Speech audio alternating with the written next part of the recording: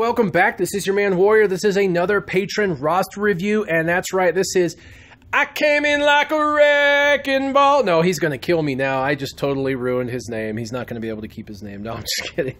WreckinBaLL from the Force Unleashed. What's happening, WreckinBaLL? I know him as Apostle in Discord, but WreckinBaLL is awesome. He's completely free to play, so this is going to be an amazing roster to check out because anytime someone's free to play and they've, gotten themselves in the top 200, they're doing something right for sure. I have a lot of them that dig into the top 100. It's pretty amazing, but he kind of wants to know a little bit of kind of the top 5, who to farm in Arena, maybe just a few characters to focus on.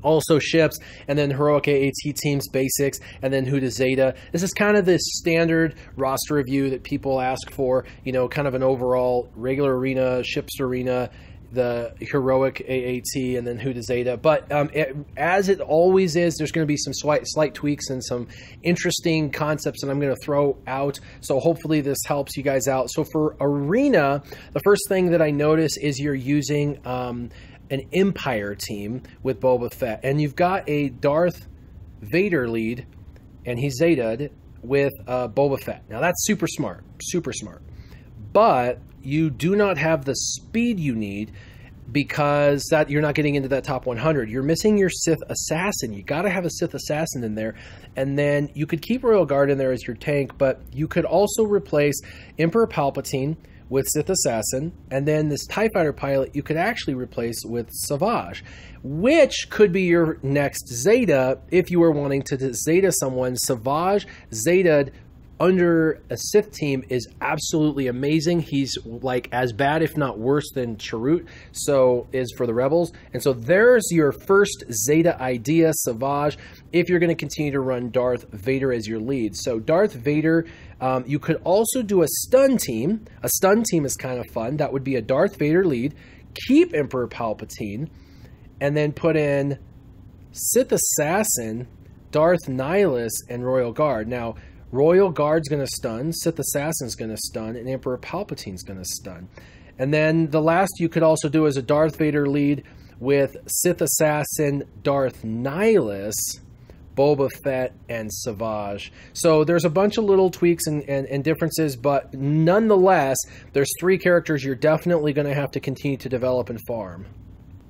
And looking right here, the first couple that you will want to take a look at and possibly work on is Sith Assassin and Darth Nihilus. Darth Nihilus gear 8, Sith Assassin gear 9. They are both viable at the star rate that they're at. I know Sith Assassin, you're probably going, well, she's only 3 stars and she's an attacker. And you've told me, Will, that attackers need all their stars. Well, in a perfect world, yes, but Sith Assassin can go stealth. She can keep herself alive longer. She stuns. She can do damage directly to health. And if you're bringing in that Savage, potentially, you definitely want Sith Assassin in there. Plus, Sith Assassin speeds up your team. This is a key because if you go first, Darth Vader gets to put his dots over everyone's head and it's game over, even if they kill your Sith Assassin. So even if she's there for no other reason other than to get your Darth Vader to go first, then she has served her purpose. Darth Nihilus is there to insta-kill. He's the equalizer for free-to-play like yourself. So definitely, I mean, you've been playing for almost a year and a half. The fact that you have a 4-star Darth Nihilus, it's like you use him, right? You got him, you need to use him. And so having him at gear 8 is a shame. You definitely want to gear him up. And then like I mentioned, you could be bringing in this Savage into your arena team, and you could be doing his unique called Brute. You could unique the Zeta, and it really, underneath Darth Maul or Darth Vader or even Emperor Palpatine, he becomes an absolute wrecking ball, just like your name in the game. So he's also really fun to play, especially with Sith Assassin, so I would definitely recommend that.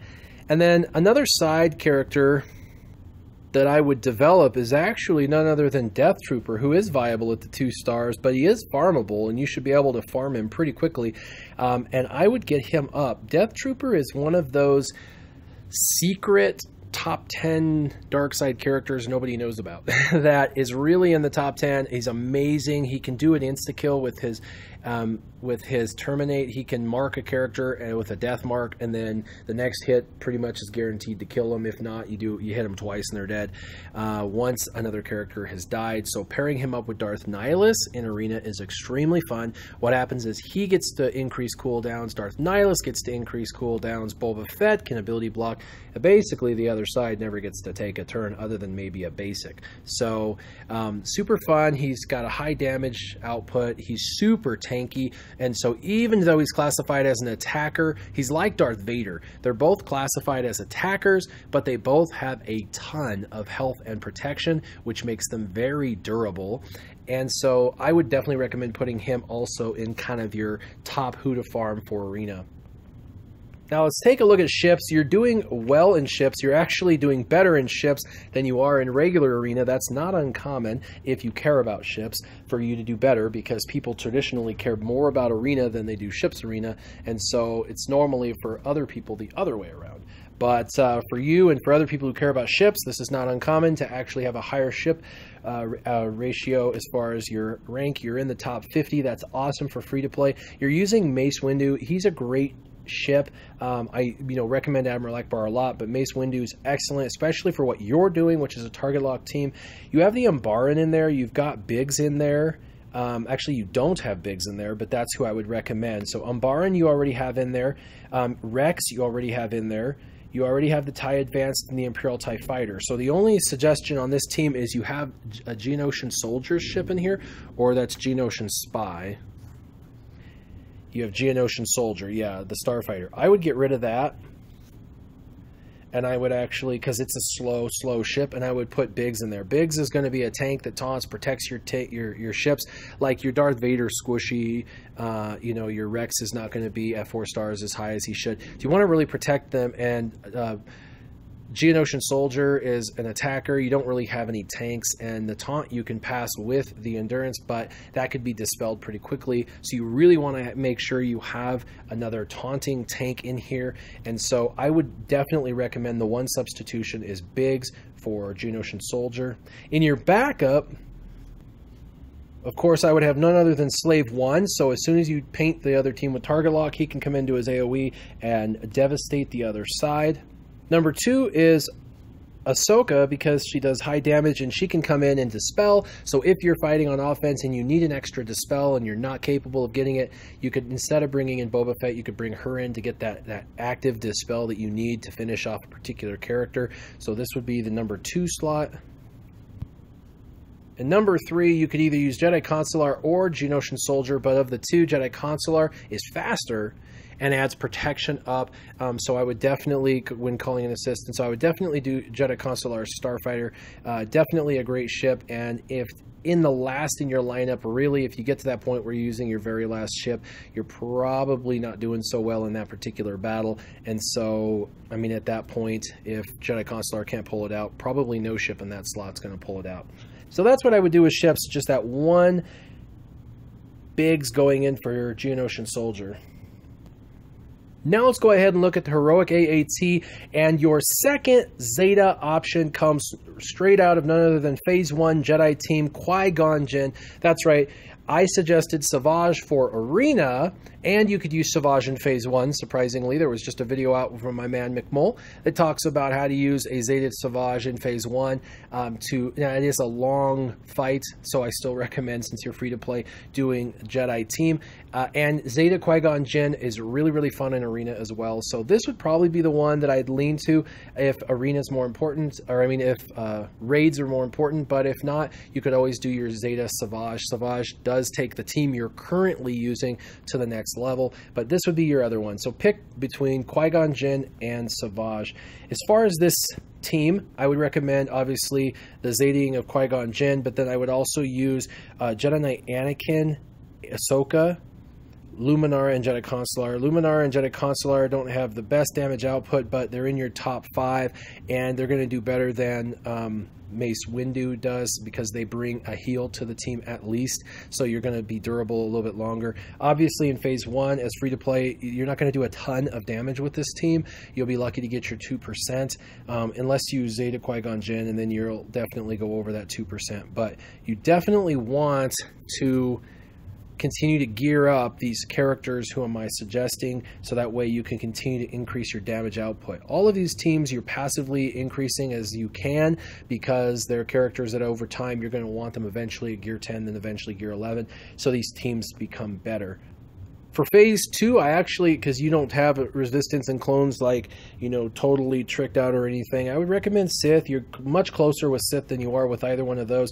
And you can use a very similar team to what you use in Arena. You can use a Darth Vader lead. You can use your Count Dooku, your Darth Sidious for his AoE damage and his exposes, and he puts those damage over times up. And then you can also bring in a couple scoundrels. You can bring in Boba Fett and IG-88. IG-88 for his AoE, Boba Fett for his AoE, Boba Fett for execute, combined with Darth Vader is a lot of damage, and IG-88 for his ability to do an AoE and high damage on his basic. Obviously, these IG-88 is going to need a lot of gear to get him up. You want to get him up to gear 10 minimum. The other second team, and I do recommend, since you're free to play, going into phase 2, when you go into phase 2, attacking with 2 or 3 teams. A second team could be just your standardized droids and Jawas. You have them leveled up enough you could throw your droids and Jawas into a second one. But the Darth Vader led team is really fun for phase 2 with Darth Sidious, Count Dooku, IG-88, and Boba Fett. For phase 3, I would recommend you actually farm Chirpa. Now, they are doing a rework on the Ewoks, and most people are going to get their Ewoks to like gear 7,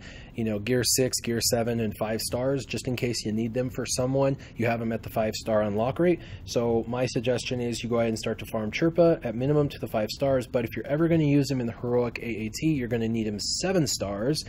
In the meantime, you could use Teebo as a leader. He's going to help take turn meter away, and he is going to help stealth the team. So that's kind of cool. You could definitely put Teebo in there. It's not nearly as effective because his leadership ability doesn't apply the same way as Chief Chirpa does, where Emperor Palpatine gets to go a ton. But I would definitely, as a substitution for now, since you have Teebo, throw him in as the leader.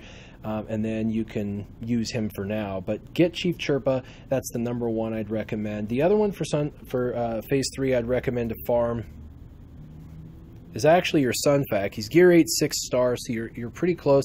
You really want to get him up to, you know, gear 10 minimum and 7 star. He's a decent farm. He's not that difficult to get out of shipments.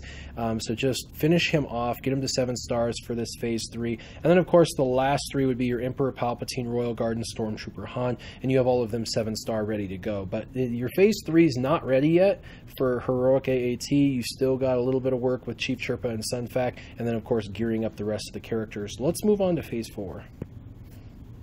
Of course, phase 4 is going to be a Rebel-led team, and since Stormtrooper Han is going to be utilized in another team, you've got your top 4, which is Wedge lead, Biggs, Admiral Akbar, Princess Leia, and then the 5th one I would use is actually Biston. You've got him at 7 stars so he can play in the game, which is awesome, and you've got him gear 5. Now, gear 5 to gear 7 isn't too long. You should be able to do that in like 2 days, and then from gear 7 to gear 9 it'll take a few weeks. But at gear 9 even, he'll be gear 8, gear 9, he'll be where everybody else is at, and then I would slowly move this team upward. It's really hard for this team to do a whole lot of damage in phase 4, so you could always move Sith to phase 4 and move these guys to phase 2, or vice versa. But a Rebels team is really what I recommend in phase 4 or phase 2, and this particular team at gear 8 is not going to do a ton of damage. It's amazing what 1 gear level for each character does. It increases damage output significantly across the board. But this is where to start. You got to start somewhere, and it's free to play. At least you can now go into phase 4 with a team and do damage, right? And so it's just a matter now of figuring out which characters you're going to use. What I like about Biston is he has his frenzy he can apply, and then every time any of the other characters use anything other than a basic, all their specials, he's going to get an extra turn. And he does, on his basic, a decent amount of damage when maxed out. It's around 10 to 12k, so he can rack up quite a bit of extra damage because he gets those extra turns turns just because the other characters are doing what they do. So Biston is fun. Also, you can gear Biston up and use him as a turn meter reducer in the Rancor raid. He works excellent with the Darth Vader lead, which is what you have and what you're probably trying to use. So if you're struggling soloing the Rancor right now because of turn meter reduction, how it was fixed finally with Darth Vader, and now since the fix you're having a hard time taking enough turn meter away, Biston can take you to the next level. He's got a significant turn meter reduction. If you put potency on him, he can remove turn meter equal to his potency, and you know, you can get his potency easily up to 100, which is 100% turn meter reduction. So I recommend working on Biston for that. So what are your thoughts? I've given you some arena ideas, some ship ideas, and then for Zeta, you can either do Qui-Gon Jinn for the raids, or you can do Savage for arena. Definitely for arena, my favorite team would probably be Darth Vader lead, Sith Assassin, Maker Fast, Darth Nihilus, Savage, and then you can add a fifth one like Boba Fett, Royal Guard, someone like that. But I'd probably leave Royal Guard in so you have a tank that can protect the team. What are your thoughts? Leave them in the comments down below. As always, keep your gaming on. Warrior out.